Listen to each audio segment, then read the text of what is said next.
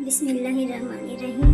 अस्सलाम वालेकुम वरहमतुल्लाहि वबरकातुहू। बीवी और शौहर का रिश्ता दुनिया का खूबसूरत तरीन रिश्तों में से एक है। ये रिश्ता सिर्फ मोहब्बत पर नहीं बल्कि सिर्फ एहसान और समझ बूझ पर कायम रहता है।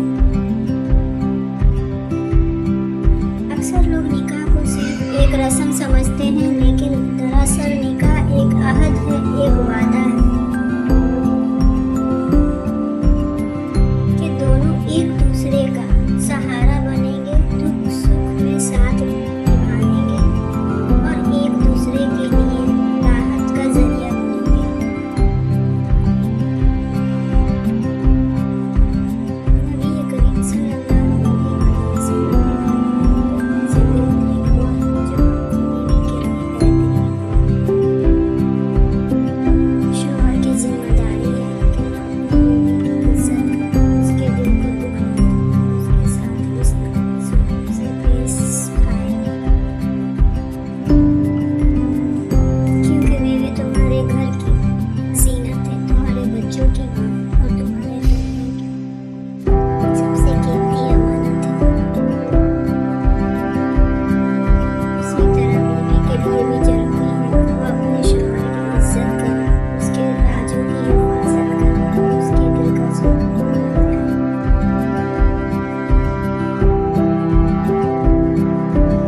अगर बीवी शौहर के लिए दुआएं करे और शौहर बीवी के लिए मोहब्बत के जज्बे रखे तो घर जन्नत बन जाता है। याद रखें, झगड़ों से कभी रिश्ते मजबूत नहीं होते, बल्कि बर्दाश्त, सब्र और मोहब्बत ही वो चीज है जो एक टूटे हुए रिश्तों को भी जोड़ देती है। अगर कभी इख्तलाफ हो जाए तो खामोशी अख्तियार करें। गुस्से में अल्फाज वह नुकसान करते हैं जो वक्त भी पूरा नहीं कर पाता। मोहब्बत में गुरूर नहीं बल्कि नरमी, मुस्कुराहट और दरगुजर होना चाहिए।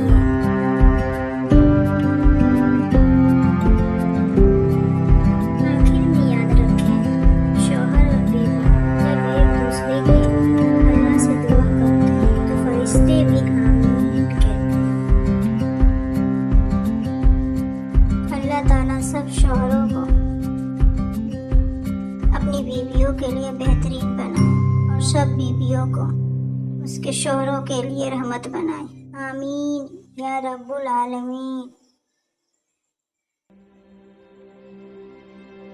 अगर आपको ये वीडियो पसंद आई हो तो लाइक करें, कमेंट में माशाअल्लाह लिखें और चैनल को सब्सक्राइब जरूर करें ताकि ऐसे मजीद खूबसूरत इस्लामिक वीडियो आप तक पहुंचते रहे।